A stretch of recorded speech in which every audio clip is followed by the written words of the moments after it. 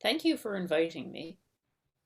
I I'm I continue to be slightly perplexed about what I'm doing here because I'm not sure that anything I'm going to be talking about relates directly to tech or design. Um, it certainly relates to the livability of cities, so in that sense, I guess it's on theme.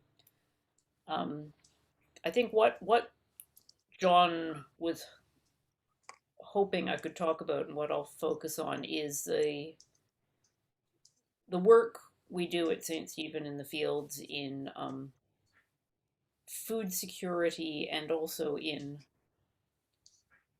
trying to build social bonds within a neighborhood of great need with a number of people who are homeless or marginally housed or experiencing other forms of marginalization.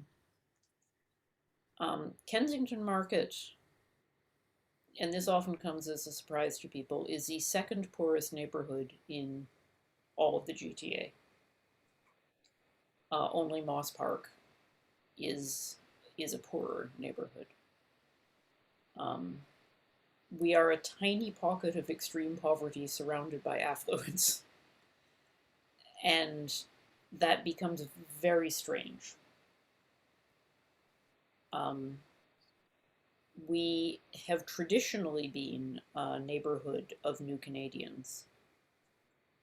Increasingly, however, economic forces around housing are creating a very strange situation in which fewer and fewer people live in homes in the market. The housing stock is more and more being turned into either short term rental party houses or investment properties, which often simply sit empty.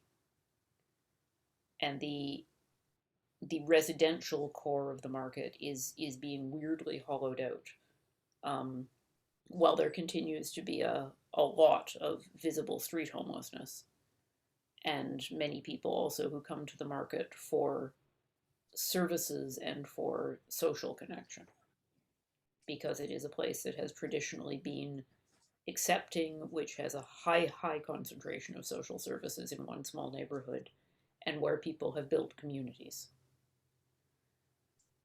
Um, so my church has a history of engagement with the community, which goes way back before me. Um, it's it's kind of fundamental to the DNA of the church. What that community involvement is has shifted a bit as the neighborhood has shifted, but um, St. Stephen's Community House, which is now part of the Neighborhood Group, which is a huge multi service agency, was founded at St. Stephen in the Fields. The Stop Community Food Center was founded at St. Stephen in the Fields. Um, it's been a highly engaged parish for a long time. Of the programs that are currently running, the one that came about first, I think about 35 years ago, maybe 40 years ago, was the Sunday breakfast. And it started because at the time there was an early morning service and then a bit of a gap and then a later service. So they served food in between the two services, and food insecure people started coming, not necessarily to the services, but to the meal. Ultimately, the early morning service died away. Um, so now there is an early morning Sunday breakfast, which happens from 7 a.m. to 8:30. The community house opens at 8, so people can sort of start migrating over there from 8 o'clock on. It used to be a sit down meal, and I'll get to the whole COVID adaptation. Um, 10 or 15 or maybe 20 years after that, a group of Catholic school teachers who were friends with a parishioner who had used to be a Roman Catholic decided they would also start a breakfast on Saturday. And so that ran for a long time as kind of its own thing with teachers from the Catholic school board and students from the Catholic school board doing a breakfast similar to the Sunday breakfast, but as their own kind of project. So those were the programs that were in place at the point when I arrived. Um, and about 5 years ago, there was a double murder next door to the church at an unlicensed nightclub. Um, I just arrived at work and found the whole church surrounded by police tape. They had to escort me in the back door. And I was trying to think about how do we respond to that?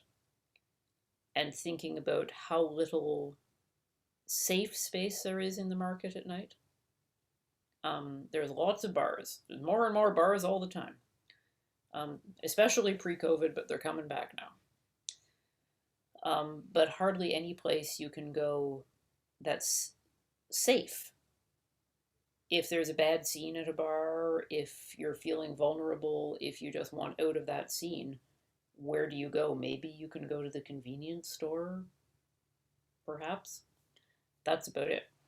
So I thought about that and I thought, well, what would happen if we just left the church open all night? Why don't we try that for a bit and see? Because this is how I do things. I just sort of say, well, why don't we do this thing and see? And luckily at that time I had a bishop who was of a similar temperament. So I went to him and I said, so I'm thinking I'll just leave the church open all night and see what happens. What do you think? And he said, oh yeah, that's an awesome idea. Go for it. Yeah. I'll talk to the insurance people. Don't worry, I'll make it work. So initially, we opened, for the first month, we were open Friday night and Saturday night, all night, leading into the breakfasts. We then cut that down to Friday night only. And for a year or so, it actually worked pretty well.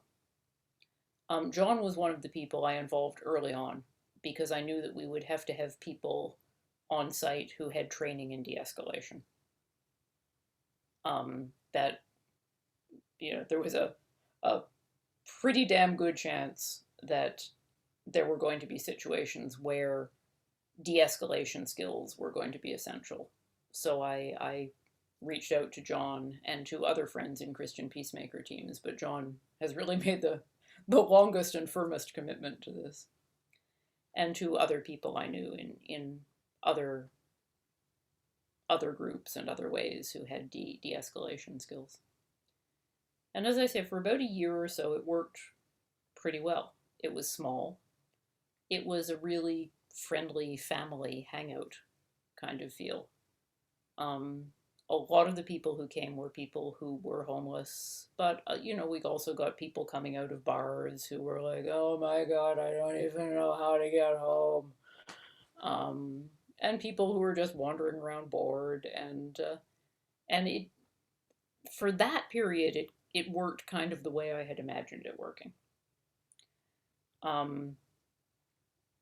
Then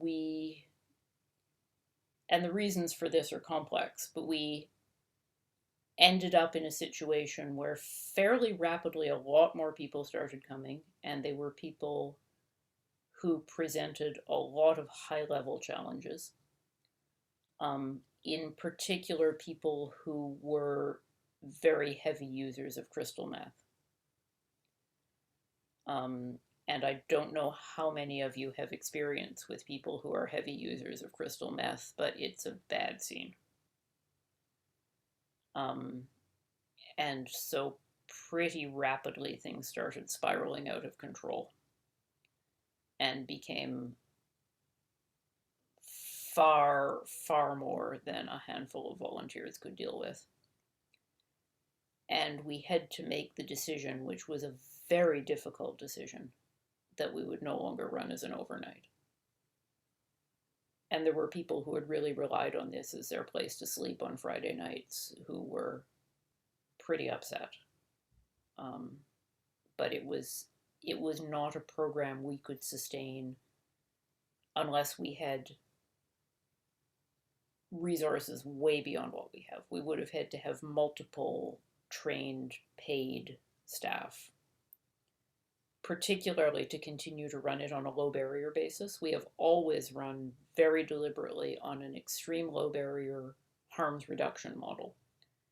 And that means, you don't call the police. You don't throw out the guy who's misbehaving. You you you try to work with this, and it's very intense. It's very intense, and so we cut back to a program that only ran till midnight. Um, and again, we were making it work.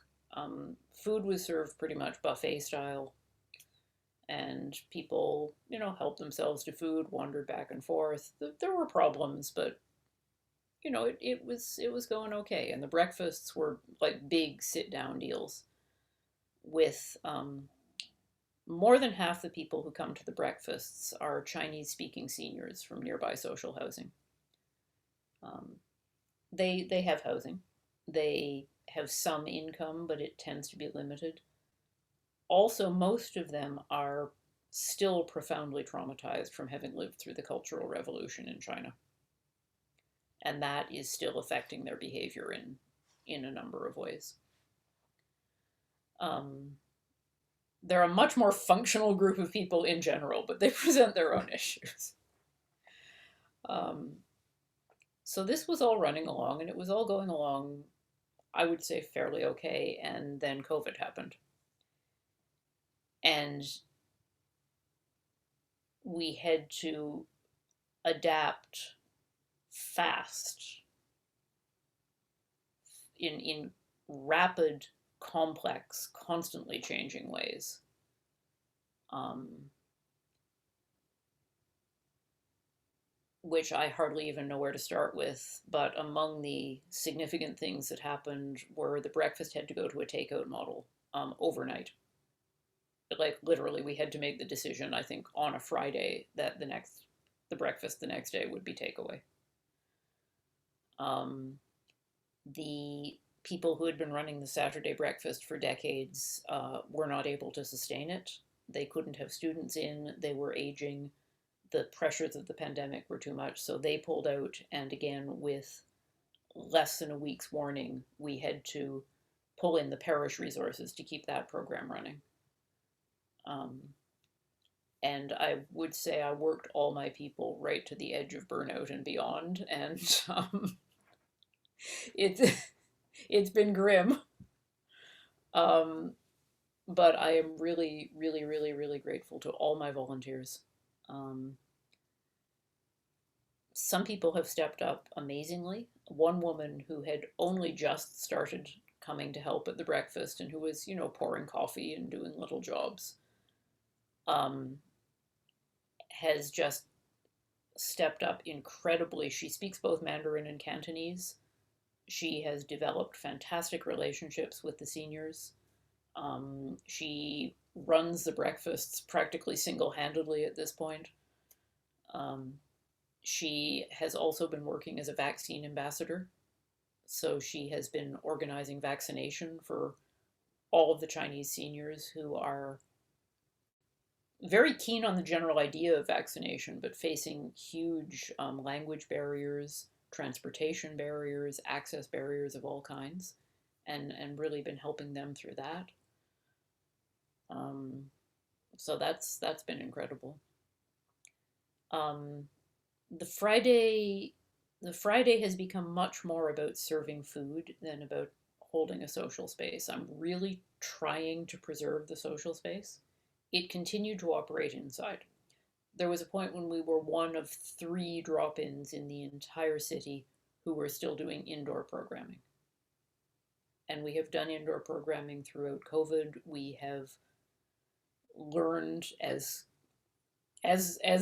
scientists have learned gradually how to manage things. We have never had an outbreak. We had one core volunteer who got COVID, and a number of our guests have had COVID, but there has never been an outbreak around our site, which is kind of amazing. Um, and we've preserved as much as we can of the sense that this is also a place to build and maintain social bonds. It has been hard, that has been attenuated, and I'm not happy with that. Um, I'm not happy that so much of our work, and it's a huge amount of work. I spend days just prepping for the drop in, but most of that work is just about moving food out the door, um, which wasn't the original intent. And somehow we have to think of ways of walking that back. I mean, a lot more people come for food now, and a lot more people need food now. But running a food program at that intensity does get in the way of having the community building programming. So trying to think of how we can get back to that, I think, is sort of where I am now that some of the intense pressure of the pandemic is easing. Um, we were also at the same time adapting to church in the pandemic, which was a whole different set of adaptations, and that involved a lot more tech.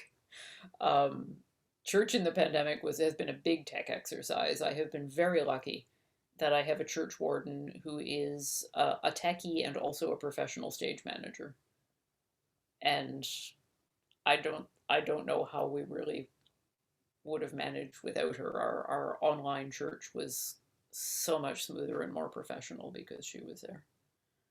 Um, but that's a whole other area of adaptation and more of interest to church people specifically.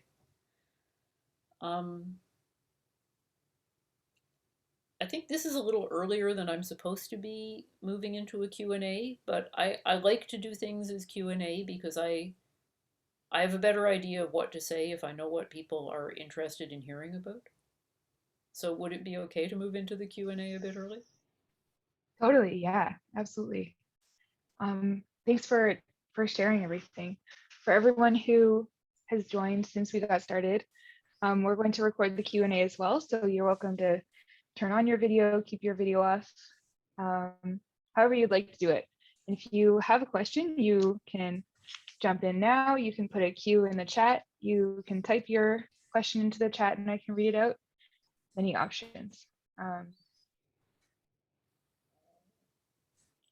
think my question for you is like, with respect to the balance between like giving more people food, seeing this like greater need for food, and then shifting back towards the kind of social side of things. What do you see that transition looking like? I really don't have any idea at this point. It really is tricky because it does take at least 2 days of work um, just to get the food out the door, just to make all that food, get it out. We're dealing with that all the time. Um, I think it would help to if I could free up a few more volunteers who did not have to be serving food or preparing food and who could just hang with people. Um, it will also get easier. I hope we're going to see the pandemic recede at some point. It seems to be a constantly retreating horizon. But when we are able to be less strict about distancing and masking requirements, that will also help. Um, but I think it would be easier with more volunteers who are just hanging out volunteers, but people find hanging out to be a really hard concept as volunteer work. And when I have tried to say to people, well, your job is just you come here and you just hang with people, um, they don't know how to do that. And they're really uncomfortable and they would rather be serving food in or working in the kitchen or just not be there at all. Um, Only very occasionally do you get someone who's good at just hanging out. And at least one of my volunteers, who actually is very good at just hanging out, has got so tired of being the mask police that she just said, "I can't do this anymore. I just want to make coffee. I don't want to have to constantly be telling people to pull their masks up." Yeah, fair. So it's Jonathan, I see you. Yeah, this is amazing. Wow. uh, unsung heroes. But the question is this: have you seen any difference between, say, the first phase, where there was a total shutdown, and what I found out here in Coburg, where I live, is a lot of professionals stepped up and applied their skills in trying to address the needs through word of mouth. But then, as we moved through these different phases, they of course they had to go back to employment, and so the whole volunteer sector started out almost with a sense of enthusiasm because of this new challenge in the first phase, but then that has just become worn down. The COVID has just sort of has sapped the energy, and not only the energy, but it's sort of left the ones that are doing what you're doing without those resources, and the complexity of the challenges, the masculine and what have you, makes it even more difficult to sort of see the light at the end of the tunnel. And so I guess I'm just thinking out loud here as I hear the story that you've just told us, and I'm just wondering, like with food, for example, which is a basic need. And the other thing that I noticed here in Coburg is that we're not able to coordinate those resources. And so there was a lot of duplication. There was a lot of energy that was misspent because of the lack of coordination that would have created the ability for individual spaces to manage their resources more effectively based on the needs within that space. And in fact, if anything, I think that's already at least 3 questions, and I'm trying to hold them all in my mind. okay, all right, so let me stop there and then you go ahead. So differences between the different waves. Yeah, in the first lockdown, there was a kind of enthusiasm of, hey, we're all in this together. But we never benefited from that very much. We're too street level. Yeah. Like the stuff people were excited about, it's not as right down on the street as we are for the most part. Um, I did lose some good volunteers when people had to go back to work, for sure. There was a period when really most people weren't working, and it was easier for people to volunteer, and people have had to either reduce their hours or stop volunteering. Usually more just reducing their hours as they've had to go back to work. Um, the biggest difference really is that a whole lot of bored people were making baked goods for us, and then they stopped. And like none of the waves have made a difference to us. It's been felt very much the same throughout. But there was one week when suddenly all these baked goods started arriving, and suddenly we didn't have enough freezer space for all the muffins we were getting. And I'm like, what's even going on? It's not Christmas. Why are people doing this? And I thought, oh wait, we're in lockdown again. That's what it is. So that's the big difference it makes for me when we move in and out of lockdown. I get more muffins. Mhm. For people who are homeless, the first lockdown was incredibly hard, shocking, terrifying. What a lot of people don't realize is that there's a whole network of informal supports which are absolutely necessary. 24-hour coffee shops, libraries, washrooms in parks, all of these things that suddenly, overnight, and as far as the experience of most people went with no explanation, were suddenly gone. And the first couple of weeks, people were coming in so distraught, so upset, crying, confused. One guy pulled the back door right off the hinges. He was just desperate to get into the church. Nothing has ever been that bad since, because there hasn't been such a hard shutdown, but for a period of time, the only place that people could be inside were these three drop ins, which continued to be open indoors, two of which were Anglican churches, and the TTC. That was it. That was it. And that was a huge thing. There was at least one other thing you were asking beyond that, which has now gone out of my mind, and I'm sorry. Well, that building on what you just said, it was the lack of coordination. So what was happening at the system level? What was the City of Toronto doing? Because they have responsibility for these services. And what I'm hearing is their services were totally shut down, whereas yours and two others were still operating, but not at a capacity that was sustainable. Yeah, I mean, coordination has improved over the course of things. Um, I'm not sure how aware the City of Toronto was at the beginning of the pandemic of how extensive the non-city funded drop-in program, meal program network actually was.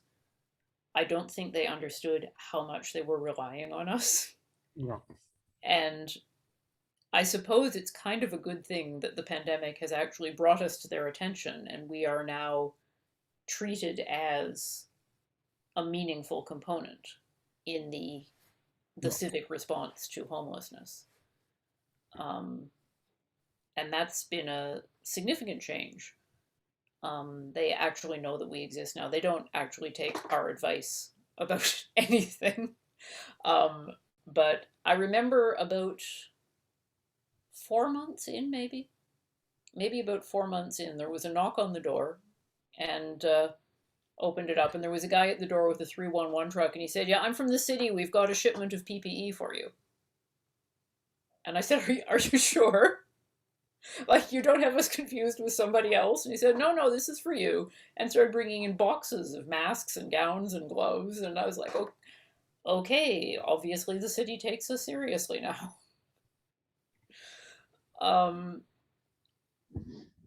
I think a difference between Toronto and Cobourg is that when you're operating on the scale of Toronto, there's effectively no such thing as duplication of services.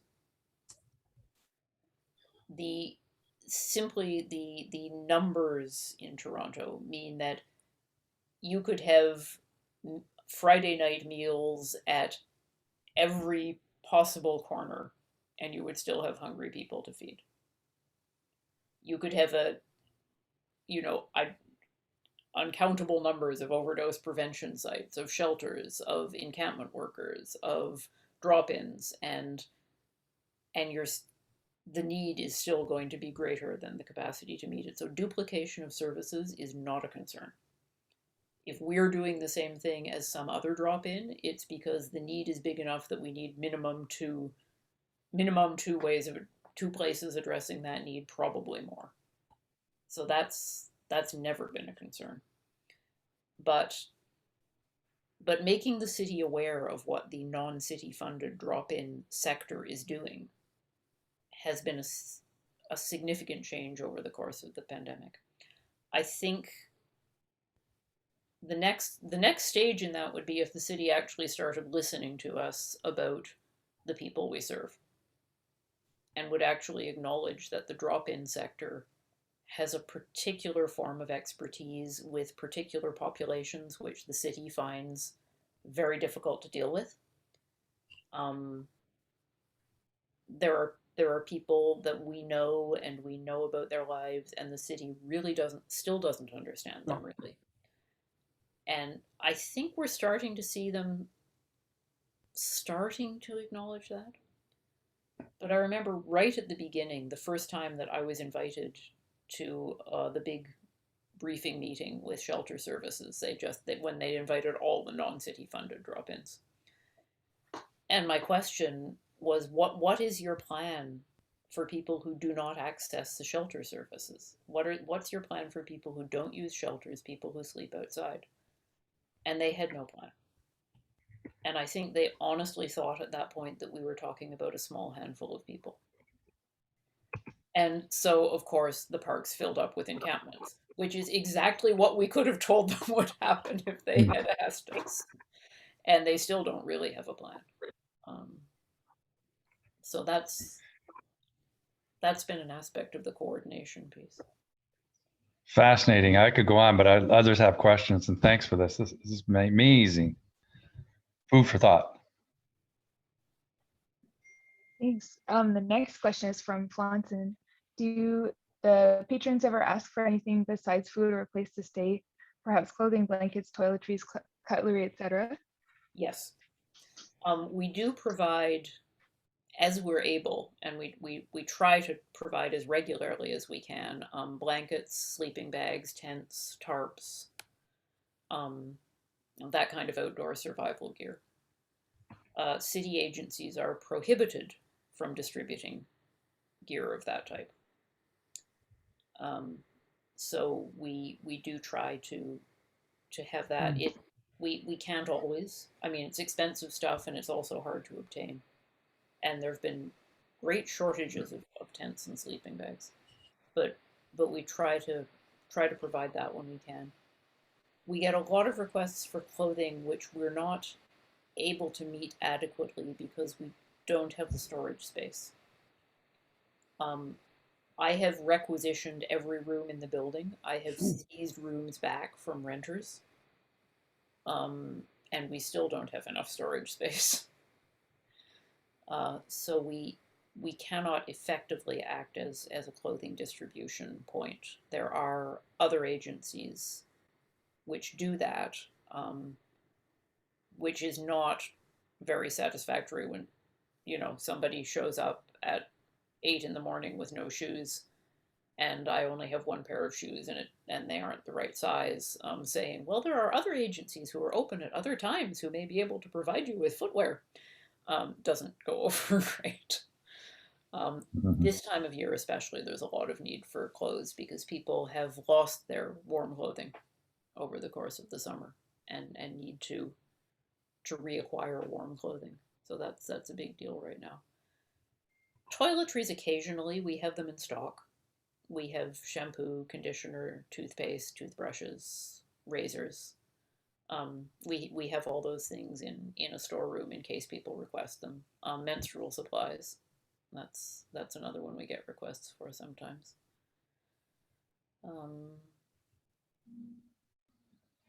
Also, people are really happy to be able to use our Wi-Fi. I think for a few people, the actual biggest purpose we serve is they can come into the building and use our Wi-Fi. And what do they use it for? Oh, everything. I mean, it may be, researching which places, which other drop-ins are open, who's offering meals, but it may also be watching videos, listening to music, like doing all the stuff that regular people do because we have access to Wi-Fi. Sending emails to their friends. Imagine that you could only access Wi-Fi for 1 hour a week. There's going to be a lot of stuff you're going to want to do with it in that hour. But that doesn't include the seniors, the Chinese seniors, does it? Or no, they are not very interested in internet access. And the next question is Adam. Okay, it's very appropriate that you said the Wi-Fi, because that is the one thing I did want to say is that in some populations, I don't think it's a digital divide as much as a data divide. It is fairly easy, to get phones, to get whatnot, but it's harder to actually pay for data when it's ridiculously high. Right, and the other question I have was, other than some of the points you've already brought up with the city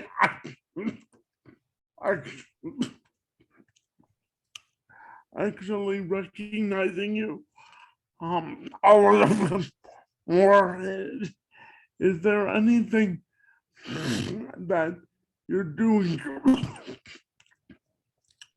during the pandemic that you will actually continue when the pandemic is over? Well, I mean, all our programming existed before the pandemic and will exist after the pandemic. But even the way you do it. I think most of the ways that we do it have been less satisfactory during the pandemic. I think it's been primarily about converting to takeaway rather than sit down, and that is suboptimal. So that was the only really big change. It was we can't serve food buffet style. We can't let people sit down. It's all the pandemic related changes have been alienating. So no, actually, I don't think there's anything that we've have done during the pandemic that I wouldn't reverse if it was safe to do so. Um, one little bit more on the Wi-Fi. One thing that we have done is place our modem fairly close to an exterior wall, so the signal does spill over into the street. And a lot of people who are homeless are aware of this, and they know that they can come and sit outside the church and get a decent signal, even when we're not open. Um, uh, are there one last quick question? Are there ways you may be planning on using technology then in the future to help? No, this is why I feel like it's weird for me to be here, because I think my answer is I don't think so. Maybe Actually, that's just because I'm not really much of a I'm not much of a tech person. I'm not actually, anti-tech. I'm just that's actually what I wanted to close with. You are exactly one of the right people that they need to hear from.